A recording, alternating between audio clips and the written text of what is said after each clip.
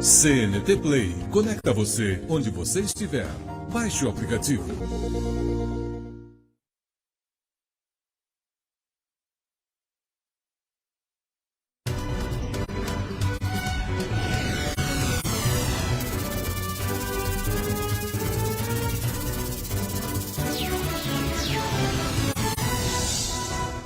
Boa noite, está começando pela rede CNT de televisão o Jogo do Poder, um espaço aberto para discussão política. Nós aqui da CNT acreditamos que o debate, o contraditório é ponto de partida para o exercício de um dos direitos mais fundamentais, o de ser informado com absoluta correção e transparência. Esse é o nosso propósito, esse é o propósito aqui do Jogo do Poder. Doutor Henrique, o Rio de Janeiro tem uma defensoria pública grande, atuante. Talvez seja a maior defensoria do Brasil em termos de atuação, uma tradição de atuação da defensoria pública. Pelo menos a mais tradicional, com certeza. É mais tradicional, né? Pois é. Ao mesmo tempo que há essa defensoria pública firmada, conceituada, o Rio de Janeiro tem uma situação, do ponto de vista da segurança pública, bastante complicada. Nós temos a atuação de milícias, de grupos criminosos, disputa de espaço, disputa territorial. Como é que essas contradições, como é que elas repercutem no judiciário? Que tipo de repercussão tem no Poder Judiciário, seja, digamos, aumentando o volume de processos nas áreas criminais, seja despertando maior atenção dos senhores em relação a esse tema, uma instituição forte, que é a Defensoria Pública, no estágio avançado, de outro, há conflitos que são incomuns em outras regiões do Brasil, na intensidade como ocorre no Rio de Janeiro, pela disputa de espaços, pela presença da milícia, pela presença de facções criminosas. O Poder Judiciário ele tem uma preocupação muito grande com essa parte criminal. Com essa parte penal, nós temos que cuidar e fazemos várias ações, e um dos exemplos disso são as audiências de custódia. Sexta-feira passada, nós firmamos um convênio com o CNJ, preparando, cuidando mais da situação dos presidiários, para que eles tenham um retorno, acabando de cumprir a pena, que eles tenham um retorno para uma vida social mais organizada, fora da bandidagem. Sim. A gente precisa disso, criar elementos sociais que nos tragam mais paz social. A sociedade precisa de ter mais tranquilidade, precisa poder andar na rua à noite despreocupada, com segurança. Perfeito. Isso tem muito uma parcela do governo do Estado, que vem cumprindo um belo papel, e a atuação do Judiciário auxiliando para isso, no julgamento dos processos, na imposição das penas, no controle das penas. Né? O senhor falou da questão do sistema prisional. Há poucos anos, acho que foi 2015, o Supremo Tribunal Federal, julgando uma arguição de não cumprimento de preceito fundamental, declarou que o sistema prisional brasileiro vive um estado de coisa inconstitucional. Quer dizer, como é que se coloca mais presos num sistema presidencial que é declarado pela Suprema Corte do Brasil como uma instituição que vive num estado de coisa inconstitucional? O Tribunal de Justiça, está falando do convênio com o CNJ, sim, ele sim. virou uma referência mundial nessa área. O PNUD, Plano das Nações Unidas, nesta área de presídios, condenou o Estado do Rio não foi bem para a condenação do Estado, ele impôs que cada dia de pena cumprido por um preso valia-se por 2, sim, exatamente pelas condições subhumanas. Sim. Nós o Estado do Rio de Janeiro fez uma reforma grande e os presídios hoje estão ficando em condições razoáveis, em condições. Há um trabalho, uma fiscalização da parte do tribunal em relação a isso? Sempre, um acompanhamento. Sempre. A Vara de Execuções Penais está constantemente olhando para os presídios, fiscalizando a situação deles. Perfeito. Né? E esse nosso projeto foi levado para o do CNJ, que engloba quase 30 projetos especiais para cuidar dos detentos, né? Isso foi levado para a ONU e foi um sucesso esse projeto. Né? Perfeito. Nós estamos dando uma recuperação muito grande nessa área. Ainda na área criminal, doutor Henrique, deixa eu ver a questão da atuação das milícias no Rio de Janeiro que trazem apreensão. Porque os grupos criminosos ligados ao narcotráfico institucional e traz uma certa apreensão para a sociedade, quer dizer, a atuação desse grupo. Quer dizer, como é que o judiciário vê a questão das milícias, que tipo de atuação, de que forma o judiciário trata essa questão e queria saber também se isso é realmente também objeto de preocupação dos senhores. É objeto de preocupação nossa, Ricardo, a partir do momento que eles cometem delitos. Né? Sim, sim. A partir do momento que eles transgridem a lei, aí passa a ser uma preocupação ao judiciário. Né? Enquanto eles estão se candidatando, a gente pode julgá-los no TRE que eles têm ou não qualificação apropriada para concorrer àquele determinado cargo público. Mas a existência de grupos tentando cuidar de uma parcela da sociedade, Sim. ao invés do Estado, né, substituindo o Estado, isso nunca é bom. Dá para enfrentá-los? Nunca é bom. Quer dizer, a questão é assim, dá para enfrentá-los? Na Colômbia se tentou, tempos atrás, depois foi declarado inconstitucional, se criar a figura do juiz sem rosto. Depois foi declarado inconstitucional porque, enfim, não oferecia todas as garantias para o julgamento do réu, a questão das provas também não eram suficientemente claras e não havia como contestar as provas, porque você não tinha a figura do julgador. Aí no Brasil se criou a possibilidade de se ter um julgamento colegiado de primeira instância para diluir a responsabilidade, não seria exatamente um juiz sem rosto, mas tiraria...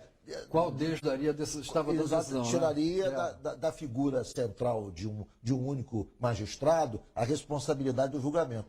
O tribunal tem aplicado esse recurso aqui, porque a gente sabe que, veja o que aconteceu com a juíza Patrícia Scioli em São Gonçalo. Quer dizer, é uma situação preocupante. Quer dizer, o tribunal tem usado desse recurso de, em casos excepcionais, fazer julgamentos através de um colegiado, embora em primeira instância? Ou ainda não? A gestão passada do presidente Cláudio Melo Tavares, ela criou uma vara especializada nesses grandes processos criminais. Sim. E nesta vara nós adotamos esse sistema. Os juízes ali, eles não têm rosto, é um grupo de juízes, ninguém sabe qual deles. Da onde partiu o julgamento. Nós nem divulgamos quem são esses juízes que fazem parte dessa vara. Sei. Né?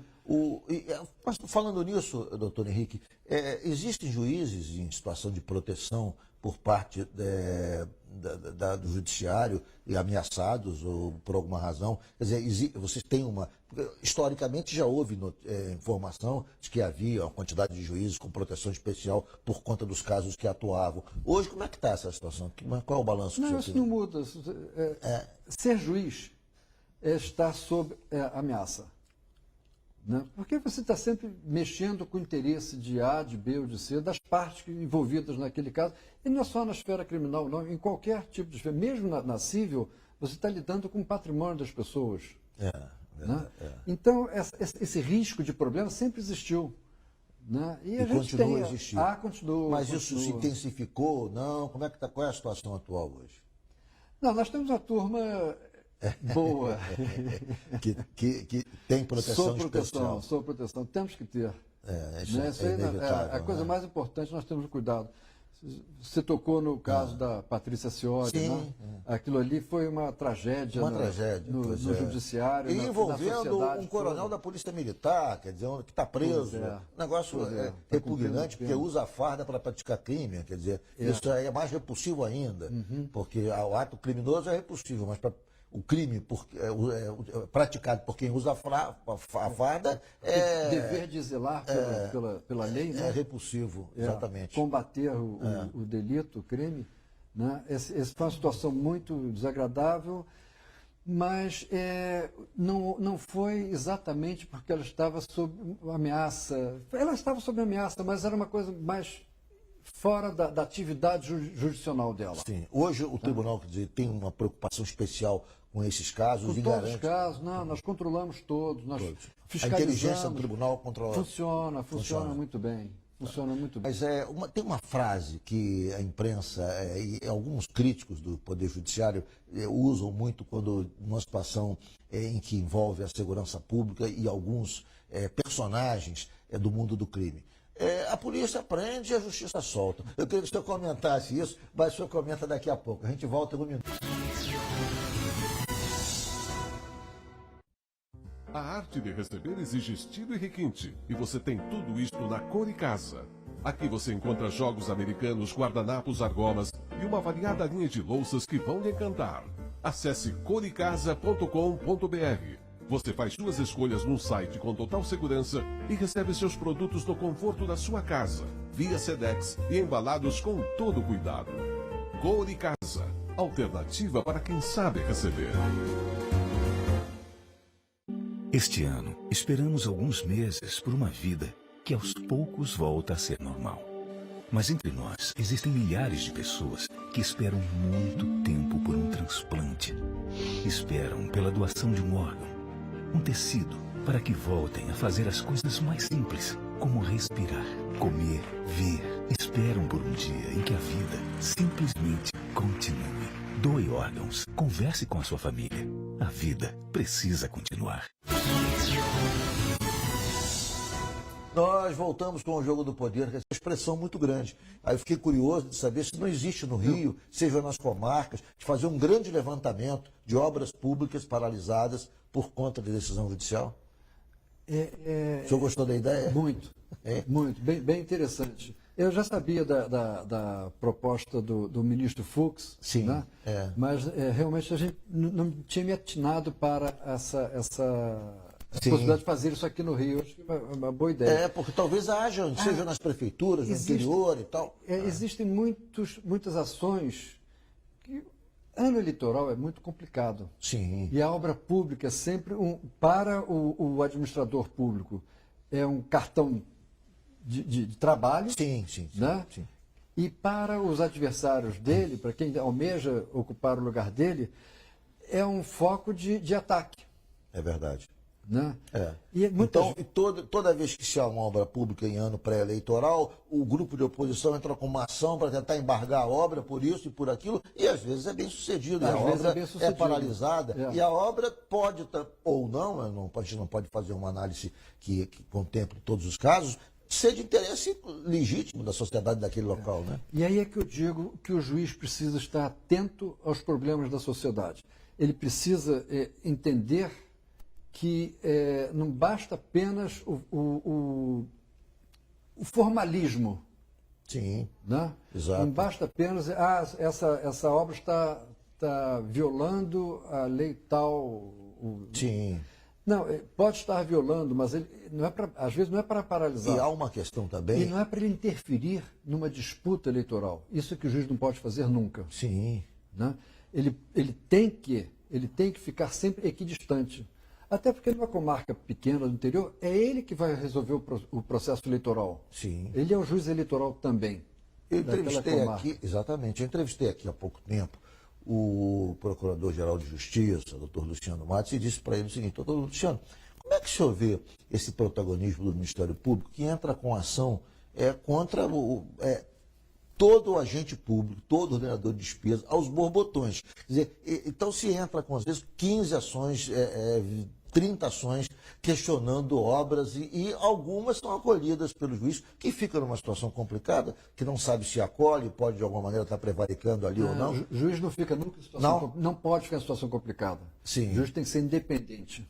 Sim, mas como é que o senhor vê essa situação do MP propondo ações um pouco em demasia? Ou o senhor discorda, acha que tudo isso que é proposto faz sentido? Não, tem que ver caso a caso, né? Isso não dá para dizer essa postura é certa ou errada. O Ministério Público ele tem uma característica que é muita independência para os seus membros. Sim. Né? Os promotores são muito autônomos para tomar as decisões que eles acham que tem que tomar. Né? E o juiz não tem essa liberdade, até porque a função do juiz é outra. Sim. Né? O que o juiz tem que ter é conhecimento daquele problema e saber qual é o efeito que a decisão dele vai gerar. O juiz, mesmo que seja alguma coisa muito evidente, às vezes pode ser um efeito negativo Sim. para a sociedade. Ele tem que pensar na lei e no corpo social. Eu entrevistei aqui um governador, que não vou citar o nome, ele falou assim, olha, hoje, Ricardo, seria impossível se construir o Cristo Redentor. Era impossível. O número de ações... No meio da floresta? O número de ações que nós receberíamos aqui do Ministério Público por conta de violação ambiental, é impossível. Essa obra não aconteceria mais. E é uma das maravilhas do mundo moderno, né? Pois é, exatamente. Doutor Henrique, como é que o senhor, saindo agora da questão local e um pouco para a questão nacional, como é que o senhor vê o papel do judiciário como garantidor das instituições democráticas? Nós tivemos, durante um tempo, no Brasil, a atuação do grupo chamado Lava Jato, que em determinado momento inspirou a confiança dos brasileiros como um grupo que iria, digamos, significar a redenção moral do país, recuperação de situações indevidas que foram praticadas, enfim, um ordenamento, um cumprimento da ordem legal de maneira implacável. Depois, com o passar dos tempos, houve um aclaramento da situação, que havia ali uma relação um pouco inadequada entre juízes e promotores, que o juiz instruía os promotores na atuação, especialmente em relação ao presidente Lula, e esse julgamento, no caso do juiz Sérgio Moro, foi anulado e depois foi anulado pela segunda turma, e depois a suspeição do juiz Moro foi julgada também, foi declarada a suspensão do juiz Moro, e a Lava Jato, que era naquele momento anos atrás, essa chama de esperança, de recuperação, de redenção moral do país, passou a ficar desacreditada, em certa medida, por conta do que foi revelado. Em alguma medida, tudo isso que aconteceu, esses altos e baixos da atuação do judiciário, que no momento parecia... houve um momento até que eu tinha a impressão que nem o Supremo se opunha a uma decisão da Lava Jato. O que o Lava Jato decidisse, o Supremo confirmava sem questionamento. Depois isso mudou, tanto os fatos estão aí. Como é que o senhor vê esses altos e baixos da atuação do judiciário no país e o seu papel como garantidor da democracia? Ricardo, o judiciário ele tem que ter sempre uma postura de muita imparcialidade. Ele só pode julgar quando tiver imparcial. Né? Ele não tem como, nem pode se imiscuir nos problemas sociais. Sim. Tá? Nos problemas das partes, no que está sob julgamento. Ele tem que analisar aqueles fatos e dar uma decisão. Né? É muito difícil você ficar por fora desses problemas quando o juiz acaba se envolvendo demais pessoalmente. Pois é. Eu não sei se esse é o caso, eu não conheço o caso estamos falando em tese, né? Em tese, exatamente. Né? Exato, se foi o que aconteceu no caso Lava Jato, mas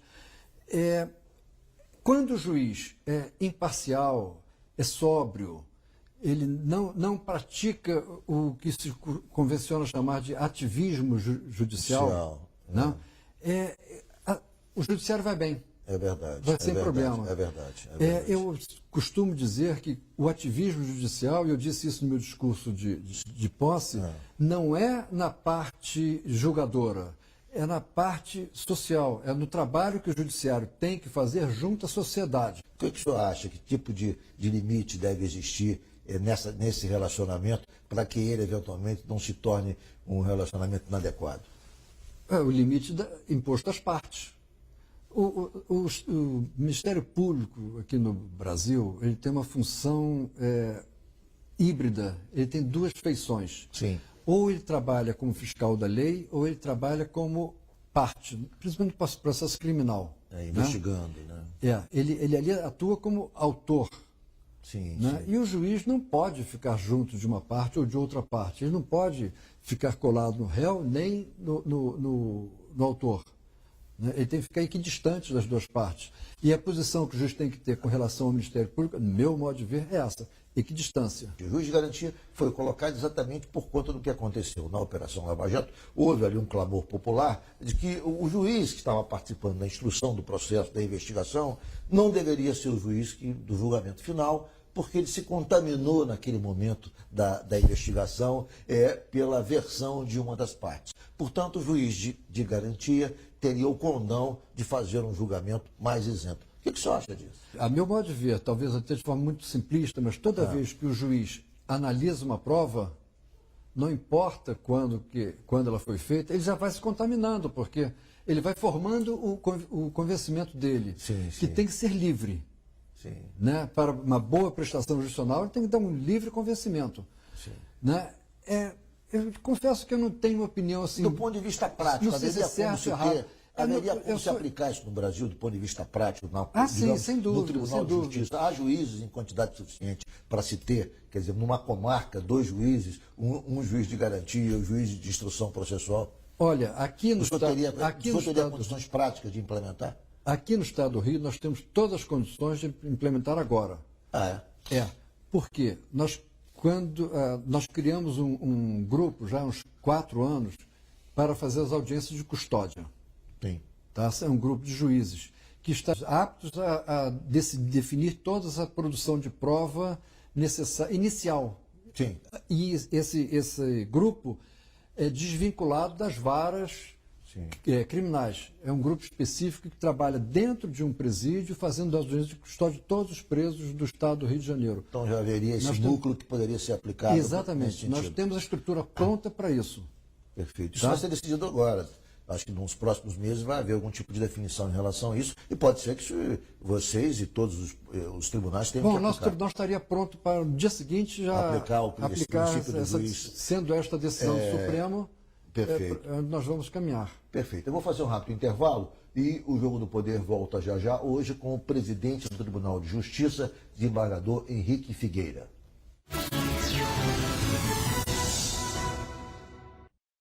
A arte de receber exige estilo e requinte, e você tem tudo isto na Coricasa. Aqui você encontra jogos americanos, guardanapos, argolas e uma variada linha de louças que vão lhe encantar. Acesse coricasa.com.br. Você faz suas escolhas num site com total segurança e recebe seus produtos no conforto da sua casa, via Sedex e embalados com todo cuidado. Coricasa, alternativa para quem sabe receber. Esta mensagem é para você que torce e vive dizendo que dá o sangue pelo seu time.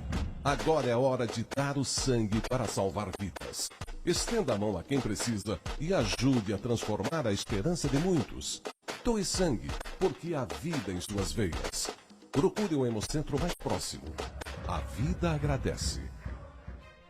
Uma campanha da rede CNT, cada vez mais perto de você. Tô pensando em fazer o concurso para a SFSEX. O que você acha? É uma ótima oportunidade, olha aí. Cumprimos missões em diversas áreas. Viu só? Você pode mais! Junte-se a nós! Inscrições em www.sfsex.eb.mil.br. Exército Brasileiro, Braço Forte, Mão Amiga. Ministério da Defesa, Pátria Amada Brasil. Nós voltamos ao Tribunal de Justiça do Rio de Janeiro, desembargador Henrique Figueira. Doutor Henrique, há um consenso de que o judiciário, de modo geral, é um pouco moroso e essa é uma questão central da sociedade brasileira em relação ao poder judiciário. A crítica é um pouco nessa direção. Para superar isso, uma das, digamos, das possibilidades seria especializar o judiciário cada vez mais. Na medida que o juiz se especializa num tipo de julgamento, ele, em tese, vai julgar com mais rapidez, com mais celeridade, com mais qualidade, e isso satisfaz a todos. E, teoricamente, há um volume maior de julgamentos em curso. A especialização foi adotada no Tribunal de Justiça com a criação de câmaras de direito do consumidor, e elas tiveram uma explosão de casos no Tribunal de Justiça, isso anos atrás. Depois o Tribunal do Rio voltou atrás, acabou com as câmaras de direito do consumidor, o que foi uma sinalização contrária, digamos, à especialização, que é uma tendência nacional, que é uma tendência, me parece, eu como leigo, inexorável, especializar cada vez mais. Eu pergunto o seguinte, isso de certa maneira sinalizou negativamente para a sociedade, no sentido de que o Tribunal do Rio não está caminhando para a especialização? Não. Eu não tenho essa ideia. Eu acho que não caminhamos para a especialização ainda. Nós vamos fazer uma reforma do nosso regimento interno e partir para a especialização, para setorizar, porque, como você muito bem disse, isso vai dar celeridade, Sim. qualidade ao julgamento. A Câmara do Consumidor, ela foi uma ideia genial. Ela foi muito, muito bem bolada, Sim. mas ela foi mal executada. O que houve? Porque chegou a ponto Não se do dimensionou. tribunal voltar atrás. Não se dimensionou o tamanho do volume de trabalho. E provocou o que exatamente? Então, um desembargador numa Câmara do Consumidor, ele recebia por mês na faixa de 300 a 400 processos. Enquanto um desembargador como eu, numa Câmara Civil comum, passamos a receber 80, 70 processos. Houve um desequilíbrio muito grande dentro do tribunal. Sim, sim. Daí nós tivemos que voltar atrás, porque não tinha sentido. Uma turma está julgando vários processos e outra com pouco processo. Sim, Né? Foi apenas com relação à divisão do Mas trabalho. isso do ponto de vista prático, tirou celeridade, isso de alguma maneira deixou de possibilitar uma tramitação mais célere desses casos? Acho que o tribunal funciona muito bem. O nosso tribunal de segundo grau, ele tem uma média de julgamento muito baixa. São 60 dias para julgar o recurso do segundo grau. Sim. Né? Isso não afetou. Tá? Agora- Eu estava afetando com o desembargador recebendo 400 processos mês. Sim. Isso é humanamente impossível de se julgar. Perfeito. Agora, em relação à especialização, o Rio de Janeiro tem as varas empresariais, que o Rio foi precursor na criação dessas varas empresariais, ou seja, apontando novamente para a especialização. Eu, dia desses, ouvi um debate, enfim, do qual participou o ministro Salomão, participou também a presidente da AMB, doutora Renata Gil, em que disse, chamou a atenção isso, que, infelizmente, diferentemente de São Paulo, o Rio de Janeiro não evoluiu na especialização e, por exemplo, na questão da vara empresarial, não criou uma Câmara Empresarial em segunda instância, em segundo grau.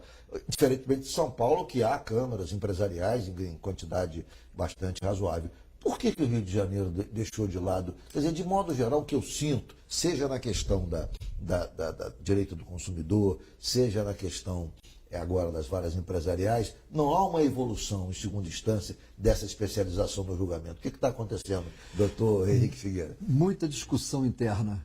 Há muitos anos nós discutimos, por exemplo, dividir em público e privado. Porque a ideia que, a minha ideia era essa. Você melhora o julgamento quando você seleciona a matéria. Você vai aprofundar mais o conhecimento. Sim.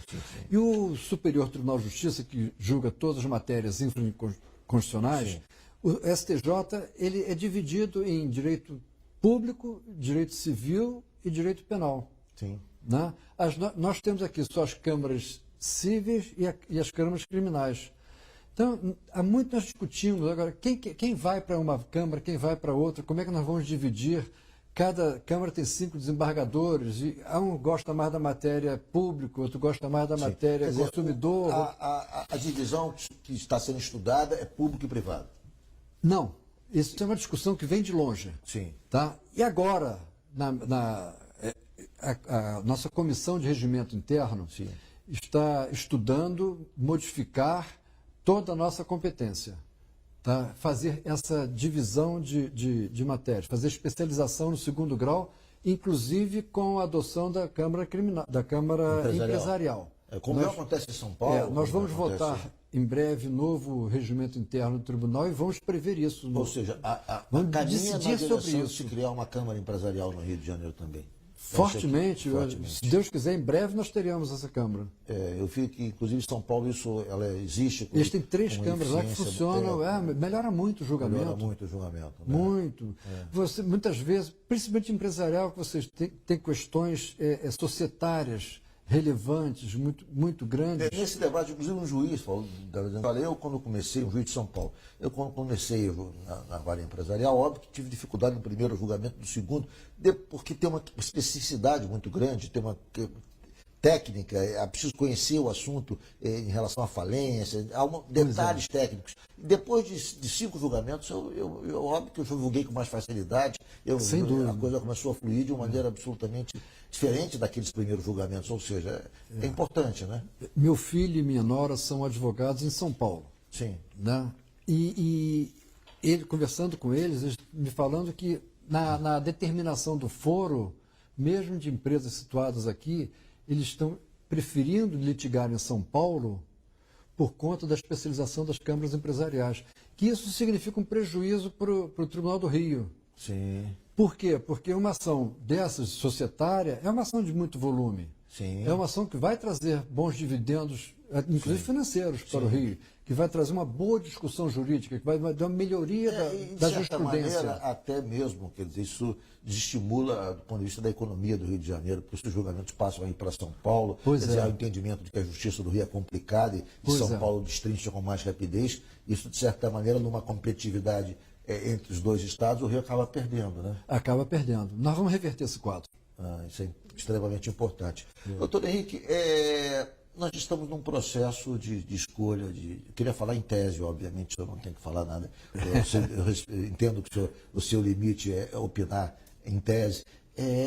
Como é que o senhor acha, quais são os critérios que devam presidir a escolha de um ministro do Supremo Tribunal Federal? O critério religioso, terrivelmente evangélico, critério técnico? Qual é a sua opinião sobre isso? São os critérios da Constituição. Né? Ela, notável saber jurídico. 35 anos, são aqueles critérios objetivos. Não há como se criar um critério também adicional que, digamos, que tenha um vínculo um pouco mais ideológico em relação ao ministro, porque a gente sabe que, historicamente, os países tentam mudar os governantes do mundo todo, às vezes muda a composição do Supremo para tentar se adequar ao seu perfil ideológico. Às vezes tentam criar mais ministros, ou suprimem a criação de ministros para poder enxugar um pouco mais, e dependendo da situação, se tenta... O que isso revela é que há uma tentativa ali de tentar afinar a posição do governante com a posição majoritária do Supremo. O senhor acha legítimo isso? Nós cansamos de ver isso. Toda mudança de ministro da Suprema Corte Americana, existe esse debate. Né? Porque não é apenas o fato de ele estar julgando naquele momento, mas é porque os atos que o Executivo pratica durante a gestão, eles vão chegar no Supremo lá atrás, lá para frente. Então, este entendimento filiado, esse pensamento filosófico filiado à ideia do governante é razoável, é interessante. Agora, cada um cria os seus critérios do jeito que acha que entende melhor, né? Isso faz parte da discricionariedade do administrador. Nós estamos encerrando o programa, doutor Henrique. É uma pesquisa que mostra que o Judiciário é uma instituição que tem ainda um grau muito elevado de confiança dos brasileiros. O que o senhor pode dizer para a população do Rio de Janeiro, como última pergunta em relação a isso? Quer dizer, pode-se confiar plenamente no Judiciário do Rio de Janeiro? Quer dizer, o que é retratado pela pesquisa, o senhor referenda do ponto de vista prático, objetivo, no exercício da presidência do tribunal? Com toda certeza. O Judiciário do Rio tem um nível de qualidade excepcional, os seus magistrados são super bem preparados, os seus servidores também são ótimos, trabalham com afinco, com Perfeito. muito bem, com dedicação. E a gente precisa, essa confiança que o Estado, que a população dedica ao Judiciário, vamos melhorar com isso. Vamos cada vez mais trabalhar em prol da sociedade, criando vínculos com ela que nos dê mais segurança e mais satisfação social. Doutor Henrique Figueira, foi um prazer enorme recebê-lo nessa noite aqui no Jogo do Poder. Prazer foi todo meu, muito obrigado. Foi uma alegria estar aqui, Ricardo. Espero que a sua entrevista tenha sido esclarecedora para todos os nossos telespectadores. Espero que volte em outras ocasiões para a gente continuar essa conversa. Teria outros assuntos aqui, mas o nosso tempo, infelizmente, se esgotou. Tomara. É verdade. Muito obrigado por ter comparecido mais uma vez e obrigado a você que nos acompanhou de casa. O Jogo do Poder volta no próximo domingo às 10h30 da noite e eu quero novamente contar com a sua audiência. Até lá.